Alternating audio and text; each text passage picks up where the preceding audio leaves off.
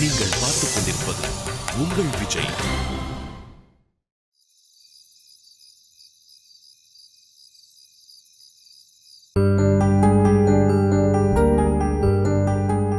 என்ன அசோக் கீழே படுத்துட்ட?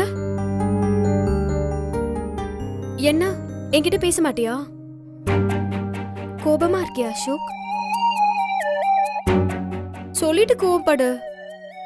நீ எதுக்கு கோவமா இருக்கேன்னு எனக்கு தெரியல பாரு. சந்தோஷம், நீ போய் தூங்கு. இது வேறயா? இங்க வா அசோக். ஏன் கீழே படுத்திருக்க? இருக்கட்டும், இதானே என் இடம். என்னதான் பிரச்சனை அசோக் உனக்கு? இப்ப பிரச்சனைன்னு சொல்லியே. நீ இப்படி பண்றதுக்கு நேராவே சண்டை போடலாம். டார்ச்சர் அசோக் நீ. நான் டார்ச்சர் தான் இல்ல? அதுல உனக்கு சந்தேகம் வேறயா? அதானே பார்த்தேன். நீயாவது கோச்சிக்கிறதாவது. நான் சொதப்பலானாலும் இல்லை சுபா. ஹே, என்னாச்சு அசோக் உனக்கு?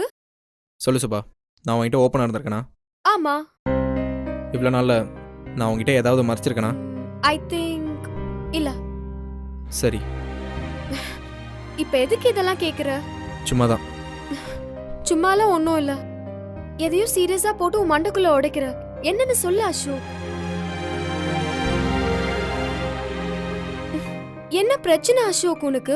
டைரக்டாவே கேள. நீ என்கிட்ட உண்மையாக இருக்கியா சுபா? புரியல. அதான், நீ என்கிட்ட உண்மையாக இருக்கியான்னு கேட்டேன். ஆமா. ஏன் உனக்கு இல்லைன்னு தோணுதா? நான் கேட்டது கரெக்ட் கொஸ்டினான்னு தெரியல. நீ எல்லாத்தையும் என்கிட்ட சொல்லியிருக்கியா சுபா? எல்லாத்தையும்னா புரியல. எப்படி கேட்கறது? எதையும் நீ மைண்ட்ல வச்சுக்கிட்டு பேசுற. டைரக்டாவே கேட்டுற அசோக். நீ என்கிட்ட எதையோ மறைச்சிட்ட, கரெக்டா? எதை சொல்றேன்னு எனக்கு புரியல. கோச்சிக்காத சுபா, சாரி. ஆஃபீஸில் ஒருத்தன் லவ் பண்ணான்னு சொன்னல, அப்போ கூட அது விக்கி தான். என்கிட்ட ஏன் சொல்லல? உனக்கும் விக்கிக்கும் நடுவுல இருக்க ஃப்ரெண்ட்ஷிப் கெட்டு போக வேணாம் தான். நீ என்ன ரீசன் வேணா சொல்லு, என்கிட்ட ஏன் மறைச்ச? எனக்கே ஃபர்ஸ்ட் தெரியாது அசோக். போய் சொல்லாத மறுபடியும். அவன் உன்கிட்ட சொல்லியிருக்கான். எப்ப சொன்னா? நமக்கு கல்யாணம் முடிஞ்ச பின்னாடி. எப்போ சொன்னா என்ன? அது ஏன் நீ என்கிட்ட சொல்ல சுபா? இதுல சொல்றதுக்கு என்ன இருக்கு அசோக்? ஓ, இதெல்லாம் சொல்ற அளவுக்கு நான் ஒரு ஆள் இல்லை, அப்படிதானே? அப்படி இல்ல அசோக். அவன் மேல எனக்கு எந்த ஒரு ஐடியாவும் இல்லாதப்போ நான் அதை பெருசாவே எடுத்துக்கல. நான் அதெல்லாம் இப்போ கேட்கல. நீ அவனை லவ் பண்ணனா நான் சொன்னேன். அவன் உன்கிட்ட சொன்னதை நீ ஏன் என்கிட்ட சொல்லன்னு தான் கேட்டேன். அதான் சொன்னேனே, உன்னை தேவையில்லாம டிஸ்டர்ப் பண்ண வேணாம் தான். விக்கிக்கு லவ் ஃபெயிலியர் நினச்சி பொண்ணு யாருன்னு தெரியாமல் நான் பேசினப்போ அப்போ 2 பேரும் தெரிஞ்சுட்டு தான் சைலண்டாக இருந்தீங்களா? நான் லூஸ் மாதிரி பேசிகிட்டு இருந்திருக்கேன், அப்படி தானே? அப்படி இல்ல அசோக். அப்படி தான். உனக்கு என் மேலே நம்பிக்கை இல்லை சுபா, அதான் பிரச்சனை. அசோக் ப்ளீஸ், இப்படிலாம் நீ பேசாத. கல்யாணத்துக்கு முன்னாடி தெரிஞ்சிருந்தா யோசிச்சிருப்பல என்ன கல்யாணம் பண்ணுறதை பற்றி? தேவையில்லாம நீ இப்படி பேசுவேன்னு தான் நான் உன்கிட்ட சொல்லல. அப்போ நான் உன்னை சந்தேகப்படுவேன்னு நினச்சேன், அப்படி தானே? நான் இதை உன்கிட்ட எக்ஸ்பெக்ட் பண்ணவே இல்லை சுபா. என்ன அசோக் இது? நான் ஏதோ அவனை லவ் பண்ற மாதிரி பேசுறேன். லவ்வெல்லாம் இங்கே மேட்ரே இல்லை. இதை நீ ஏன் என்கிட்ட ஷேர் பண்ணலன்றதான் மேட்ரு. கல்யாணத்துக்கு முன்னாடி இருந்த சின்ன க்ரஷ்ஷை கூட நான் உன்கிட்ட ஷேர் பண்ணியிருக்கேன். நம்ம கல்யாணத்துக்கு அப்புறம் இவ்வளோ பெரிய விஷயம் உனக்கு தெரிஞ்சிருக்கு. ஆனால் என்கிட்ட எதுவுமே நீ சொல்லல. நமக்குள்ள சண்டை நிறைய நடந்திருக்கு. ஆனால் நீ என்னை நம்புற நினச்ச சுபா, பட் நீ என்னை நம்பலை. அப்படிலாம் இல்ல அசோக். நம்பியிருந்தா எங்கேயாவது ஒரு இடத்துல இதை பற்றி சொல்லியிருப்ப. போ சுபா. அசோக், உங்க ஃப்ரெண்ட்ஷிப் டிஸ்டர்ப் ஆக கூடாதுன்னு நினைச்சேன், அவ்வளவுதான். நீ விக்கி பற்றி சொன்னா நான் உடனே தப்பாக நினச்சி அவங்ககிட்ட சண்டை போடுவேனா? அவ்வளோ கேவலமான ஆளா நான்? அப்படிதான் என்னை பற்றி நினச்சிட்டு இருக்கியா? இதை கூட நான் புரிஞ்சுக்க மாட்டேனா? சரி, தப்புதான், சாரி. இப்போவும் சொல்கிறேன் சுபா, விக்கி உன்னை பிடிச்சத கல்யாணத்துக்கு அப்புறம் தான் சொன்னான். அதெல்லாம் எனக்கு பிரச்சனையே இல்லை. நான் தப்பாக நினைப்பேன்னு சொல்லி என்கிட்ட சொல்லாமல் இருந்த பாரு, அதான் எனக்கு பிடிக்கல. அசோக் ப்ளீஸ். பேசாத நீ.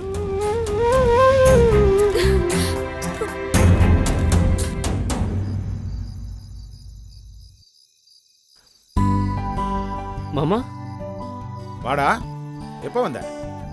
நான் அப்பயே வந்துட்டேன் மாமா. சீக்கிரம் வந்திருந்தா மகா எங்கேயாவது கூப்பிட்டு போயிருக்கலாம்ல. சரி உட்காரு.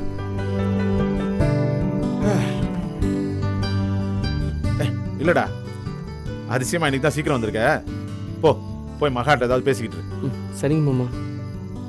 இல்ல உட்கார்றா. உங்ககிட்ட பேசி ரொம்ப நாச்சுடா. ஒரு 10 நிமிஷம் பேசிட்டு போ. சரி மாமா. ஏன்டா இப்படி இருக்க? என்ன மாமா? ஒரு நிமிஷம் எழுந்திரி. இல்ல உட்காரு. டேய், நீ என்ன பொம்மையா? எழுந்திருனா எழுந்திருக்கிற, உட்காருனா உட்கார்ற. உனக்குன்னு பிடிச்சது பிடிக்காததுன்னு எதுவும் இல்லையா?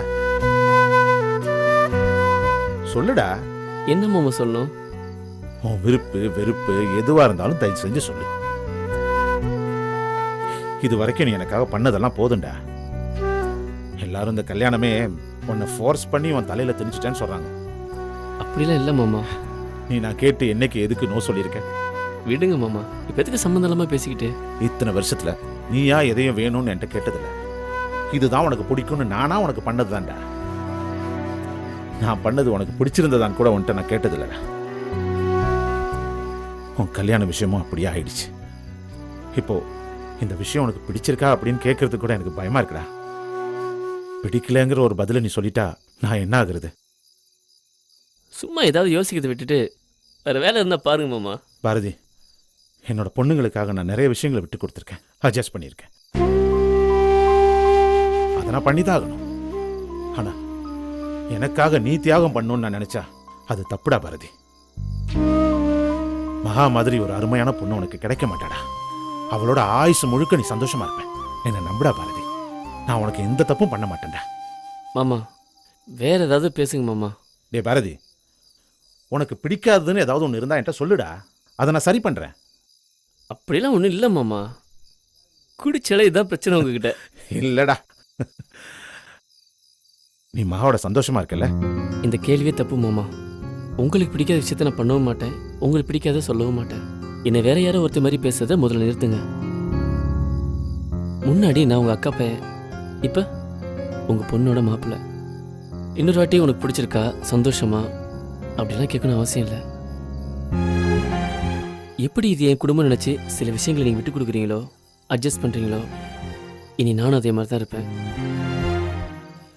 பிடிக்கும் பிடிக்காதுங்கிறத யோசிக்கிறத விட இந்த குடும்பத்தில் இருக்கவங்களுக்கு நல்லது எது கெட்டது எதுன்னு மட்டும்தான் நான் யோசிப்பேன். இந்த குடும்பத்துக்கு நல்லதுங்கிற விஷயம் எனக்கு பிடிக்காம இருந்தா கூட நான் அதை செய்வேன் மாமா. ஃப்ரீயா விடுங்க, பார்த்துக்கலாம். மாமா ஒரு சின்ன விஷயம், நீங்க தப்பா எடுத்துக்கலாம்னா. டேய் சொல்லுடா, சொல்லு. நீ எதுவும் சொல்ல மாட்டேங்கிறது தான் பிரச்சனையே. நம்ம ரெஸ்டாரண்ட்ல எல்லாருமே வேற மாதிரி ஒரு மேனேஜ்மெண்ட்டுக்கு பழக்கப்பட்டிருக்காங்க. அசோக் அங்கே வந்து அதை டிஸ்டர்ப் பண்ணுறான். அதை மட்டும் கொஞ்சம் அவாய்ட் பண்ணலாமே மாமா. அசோக்கா? அசோக் வர்றதுனால பிரச்சனையா? சே, அதெல்லாம் ஒன்றும் ஆகாதுடா. அவன் வெறும் வாய் தான்டா. அந்த வாய் தான் பிசினஸ்க்கு ரொம்ப ஹெல்ப்பா இருக்கும். டேய், கரெக்டா யோசிச்சு தான் அவனுக்கு பெர்மிஷன் கொடுத்தேன். ஏய், நீ ஏன்டா அவனை தப்பா யோசிக்கிற? அதெல்லாம் கரெக்ட் ஆயிரும். அவன் வரட்டும். சரி மாமா, நான் வர்றேன்.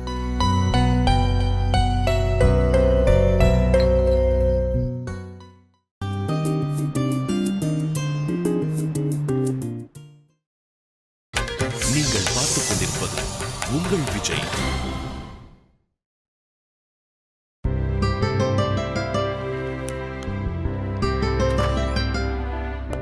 வரலாமா uncle?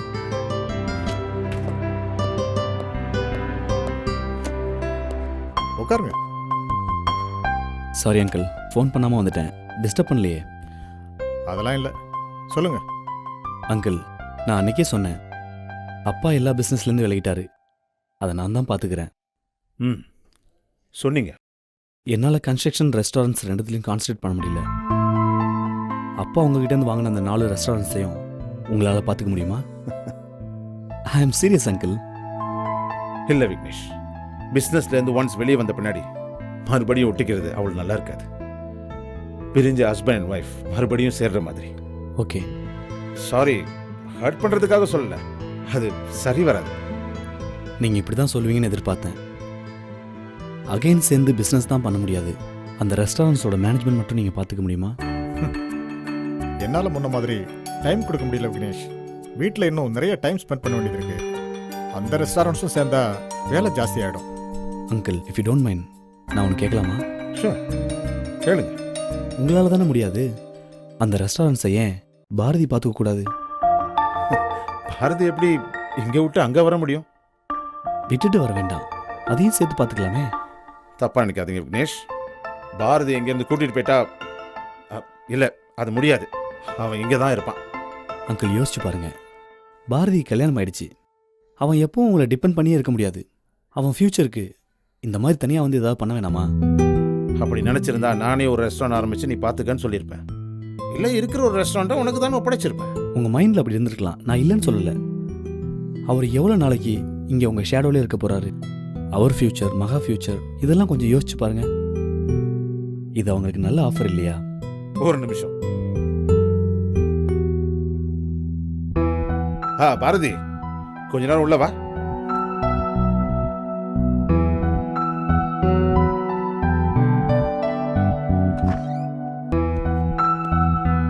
Hi Vignesh. Hi Bharathi. Bharathi உட்காரு.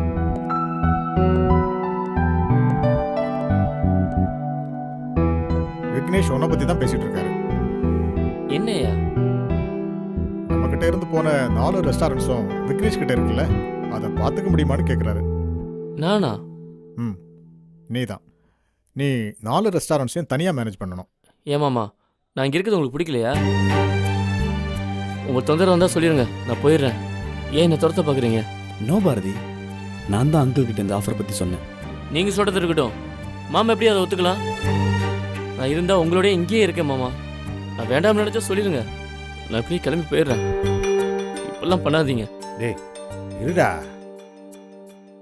சொன்னல விக்னேஷ், இதுதான் பாரதி. பார்க்குறவங்களுக்கு என்ன டிபெண்ட் பண்ணி இவன் இருக்கிறான்னு தோணலாம், ஆனால் அப்படி இல்லை. நான் தான் அவனை டிபெண்ட் பண்ணியிருக்கேன்.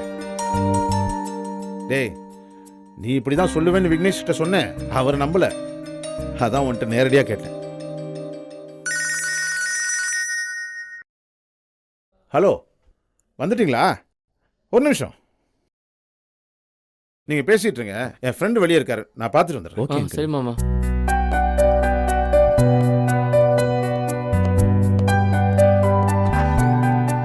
என்ன பாரதி, நல்ல ஆஃபர், என் கூட வரலாமே. இல்லை விக்னேஷ், என்னை நம்பி கேட்டதுக்கு ரொம்ப தேங்க்ஸ். மாமா வீட்டுக்கு கிளம்புறது ஐடியாவே இல்லை. கல்யாணம் ஆயிடுச்சு, வேலையில் அடுத்து மூவ் பண்ணணும்னு ஐடியாவே இல்லையா? இருக்கு, அது இங்கே இருந்துட்டு மாமா கூட இருந்தே பண்ணுறேனே. பாரதி, ஃப்ரெண்ட்லியாக ஒன்று சொல்கிறேன். ரிலேஷன்ஷிப் எல்லார் கூடயும் எப்பவும் ஒரே மாதிரி இருக்கணும்னு நினைக்காதீங்க. ரொம்ப ஓவராக அன்பாக இருக்கிறதும் டிபெண்ட் பண்ணுறது கூட சம்டைம்ஸ் சிக்கல் தான். மதி அங்கிள் மேலே உங்களுக்கும் உங்கள் மேலே அவருக்கும் நிறைய அன்பு இருக்குது. அது அப்படியே இருக்கணும்னா நீங்கள் அவரை விட்டு கொஞ்சம் தள்ளி இருக்கிறது தான் பெட்டர். நான் இப்போவும் சொல்கிறேன் பாரதி, உங்களையும் அங்கிளையும் பிரிக்கணும்னு நான் நினைக்கவே இல்லை. என்னன்னு தெரியல, உங்களுக்கு இதை பண்ணணும்னு தோணுச்சு. உங்களை மாதிரி ஒரு ஆள் என் கூட இருந்தா என் பிஸ்னஸ் நல்லா இருக்குன்னு சின்னதாக ஷெல்ஃபிஷாக யோசிச்சது உண்மைதான்.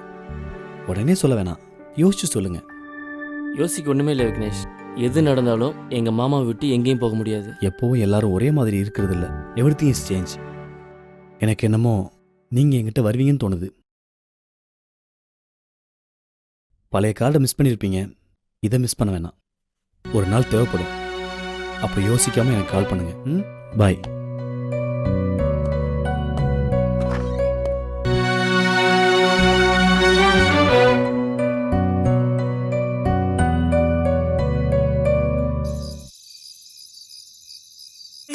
இந்த காதல் வந்து விட்டால் நம் தேகம் மிதந்திடுமே, விண்ணோடும் முகிலோடும் விளையாடி திரிந்திடுமே.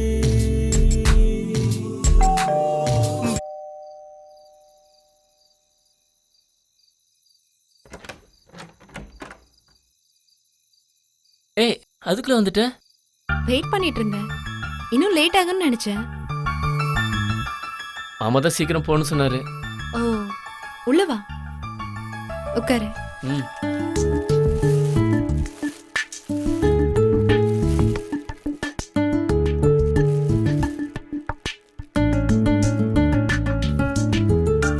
இந்தா என்னது இது? ஸ்வீட்ஸ். இதுவும் அப்பா தான் வாங்கிட்டு போன்னு சொன்னாரா? இல்லை, நானே தான். நீ பாட்டுக்கு டெய்லி இதே வாங்கிட்டு வர. சுபா இந்திராலாம் கிண்டல் பண்றாங்க.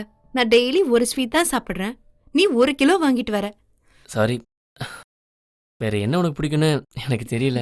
நிறைய பிடிக்கும் எனக்கு. சொல்லு, நான் இனி வாங்கிட்டு வரேன். பிடிச்சதெல்லாம் வாங்கிட்டு வரணும்னு இல்ல. இப்படி பேசுனா என்ன பண்ண? சரி, வாங்கிட்டு வரல, தெரிஞ்சுப்பேன்ல. முன்னெல்லாம் நீ நிறைய ரீட் பண்ணுவ, பார்த்துருக்கேன். இப்பெல்லாம் ரீட் பண்றது இல்லையா? நேரமே இல்ல பாரதி. சாப்பாடு தூக்கத்தை விட வாசிக்கிறது தான் எனக்கு ரொம்ப பிடிக்கும் ஒரு காலத்துல. அது என்ன ஒரு காலத்துல? இப்ப நான் வயசான மாதிரி சொல்றேன். அப்படி இல்ல, இப்ப அப்படி மணிக்கணக்கா வாசிச்சு ரொம்ப நாள் ஆச்சு, அத சொன்னேன். என்ன மாதிரி புக்ஸ்லாம் உனக்கு பிடிக்கும்? லிட்ரேச்சர் தான். போயம்ஸ் வாசிக்க ரொம்ப பிடிக்கும். ஏய், கவிதையா? கவிதை பிடிக்குமா உனக்கு? ஆமா, காலேஜ் டேஸ்ல 2-3 கவிதை கூட எழுதியிருக்கேன். சூப்பர், சொல்லவே இல்லை நீ. நாம அத பத்தி பெருசா பேசினது இல்லல்ல. மறுபடியும் வாசிக்க ஆரம்பி மகா. வாசிக்கலாம். என்ன இவ்வளவு செழிப்பா சொல்ற? ரீடிங் ஹேபிட் இல்லாட்டே இருக்காது. அதுலயும் போயம்ஸ் வாசிக்கிறது பெரிய விஷயம். எழுதுவேன்னு வேற சொல்ற. இதெல்லாம் விடக்கூடாது மகா. ம், யாரோட போயம்ஸ்லாம் வாசி பண்ண சொல்லு, நான் புக்ஸ் வாங்கிட்டு வரேன். சரி, இல்ல வேண்டாம், நாம போய் வாங்கலாம். தேங்க்ஸ். எதுக்கு தேங்க்ஸ் சொல்ற? நீ கவிதை வாசிப்பன்னு தெரியாம போச்சு பாரு. சூப்பர் மகா. ஒன்னு கேட்கவா? கேளு பாரதி. நீ ஏன் எப்பவும் சாரி கட்டுற? நல்லா இருக்கு உனக்கு, ஆனா வேற ட்ரெஸ் ஏன் போடுறது இல்ல? பிடிக்காதா? அப்படி இல்ல, இடையில திடீர்னு ஒரு நாள் சாரி கட்டினா என்னன்னு தோணுச்சு, கட்ட ஆரம்பிச்சேன். அப்படியே ஃபார்ம் ஆயிட்டான். அப்புறம் வீட்ல எனக்கு ட்ரெஸ் வாங்கினா எல்லாரும் சாரியே வாங்குறாங்க, நானும் அப்படியே விட்டுட்டேன். இப்ப நான் வேற ட்ரெஸ் போட்டா ஷாக் ஆயிடுவாங்க. எதுக்கு அதெல்லாம் அப்படியே மெயின்டைன் பண்றேன்.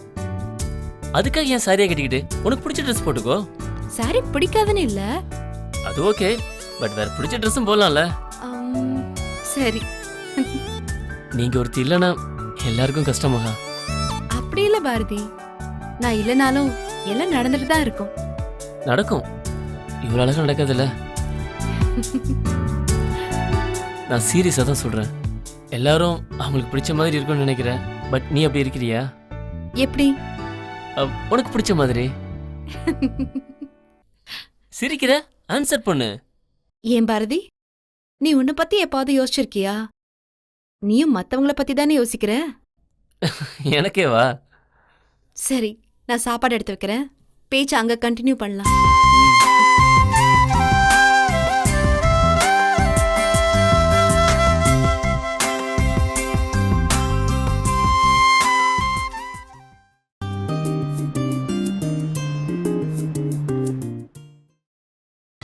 நீங்கள் பார்த்துக் கொண்டிருப்பது உங்கள் விஜய்.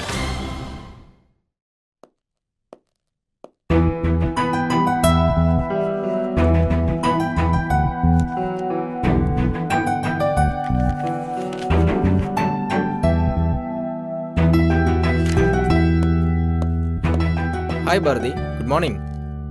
போய் ரூம்ல உட்காருங்க. ஏன் ஏன் சும்மாதான், அங்க வேணாம். இங்க என்ன பிரச்சனை? நல்லா தானே இருக்கு. இது மாமா உட்கார இடம், அவர் சீட்டு. So what? மாமா உட்கார இடத்துல வேற யாரும் உட்காரக்கூடாது. ப்ளீஸ் அங்க போய் உட்காருங்க. அப்படின்னு அங்கிள் சொல்லியிருக்காரா? இல்ல, அங்க வேற யாரும் உட்கார்ந்தது இல்ல. What a chilli sentiment. வெறும் சீட்ல என்ன இருக்கு? யார் உட்கார்ந்தா என்ன? இது மாமா சீட் இல்ல பிரதர், வெறும் லெதர் சீட். ஜூஸ் சாப்பிட்றீங்களா? கொண்டு வர சொல்லவா? கோச்சிக்கிட்டீங்களா? பரவாயில்ல பரவாயில்ல, கோச்சிங்க கோச்சிங்க. மாமா மேல அன்பு இருக்கிறது நல்ல விஷயம்தான். அதுக்கே மாமா மாமான்னு மேல விழுந்து கோயில் கட்டுறீங்க. கொஞ்சம் அடக்கி வசிங்க பிரதர், அதான் நல்லது. சரி, நான் பாத்துக்கிறேன், நீங்க கிளம்புங்க. கிளம்பவா? எங்க? இங்க உட்காந்து என்ன பண்ண போறீங்க? இனிதான் பண்ண வேண்டியது நிறையா இருக்கு. ஆக்சுவலி நீங்கள் வரும்போது கூட பிஸ்னஸ் எப்படி டெவலப் பண்ணணும் தான் ஐ வாஸ் திங்கிங். அதை நாங்கள் பார்த்துக்குறோம். இப்படி எப்பயாவது எட்டி பார்க்குறவங்க இப்படி ஜூஸ் குடிக்கிறதோட கிளம்புங்க. எப்பயாவது எட்டி பார்க்குறவங்களா? ஐயோ பிரதர், உங்களுக்கு மேட்ரே தெரியாதா? இனிமேல் நான் மொத்தமாக இங்கே தான் இருக்க போகிறேன். எனக்கு இந்த பிஸ்னஸ் ரொம்ப பிடிச்சிருக்கு. சாப்பாடு மட்டும் இல்லை, பிஸ்னஸும் சூப்பராக இருக்குது. இதை ஏன் பர்மனெண்ட்டாக கூடாதுன்னு தான் யோசிக்கிறேன். கம்ப்யூட்டர் ஜாப் மாதிரி இல்லை இது, நிறைய அலையணும், ஃபிசிக்கலாக ஒர்க் பண்ணணும். கம்ப்யூட்டர் முன்னாடி உட்கார்றதெல்லாம் போர் பிரதர்.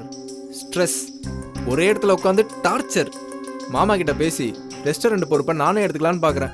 நான் இருக்கிற வரைக்கும் அதுக்கெல்லாம் ஒத்துக்க மாட்டேன். ஹே, நீங்க ஏன் டென்ஷன் ஆகுறீங்க? நீங்க எப்பவும் போல உங்க வேலையை பாருங்க. நான் என்ன ரெஸ்டாரண்ட்டை எனக்கே எழுதி கொடுங்க நான் கேட்டேன்? ஓ, சும்மா ஜஸ்ட் ரன் பண்ண போறேன், அவ்வளோதானே. நீங்க ரொம்ப ஓல்டு டைப்பாக ரன் பண்ணிட்டு இருக்கீங்க. இன்னும் நிறைய சேஞ்சஸ் பண்ண வேண்டியிருக்கீங்க. அதிரடி மாற்றத்தோட உயர்தர அசைவ ரெஸ்டாரண்ட் அப்படின்னு மாற்ற போறேன். பார்த்துட்டே இருங்க, 3 மாசத்துல இந்த ஏரியாவை எப்படி மாற்ற போறேன்னு. Yes brother, only 3 months. நம்பல, நடக்கும் போது நம்புவீங்க. அசோக் ஒரு ஏரியாவில் என்டர் ஆயிட்டா அப்புறம் கலக்காம வெளியில போக மாட்டான். யூனோ ஒன் திங், என் ஜாதகத்தை பார்த்தேன். என்னடா ஒரே ஸ்லிப்பா இருக்கேன்னு பார்த்தேன். அப்போதான் தெரிஞ்சது எனக்கும் கம்ப்யூட்டருக்கும் சம்மந்தமே இல்லையா. ஃபுட் இண்டஸ்ட்ரி தான் நம்மளுக்கு ராசின்னு சொன்னாங்க. ஸோ மாமா கிட்ட பேசிட்டு களத்தில் இறங்க வேண்டியதான். நீங்க பயப்படாதீங்க, உங்களை நான் டிஸ்டர்பே பண்ண மாட்டேன். நம்ம ஏரியா மேனேஜ்மெண்ட்ல நீங்க எப்பவும் போல கிச்சனையே கான்சென்ட்ரேட் பண்ணுங்க. ஓகே பிரதர், வரேன்.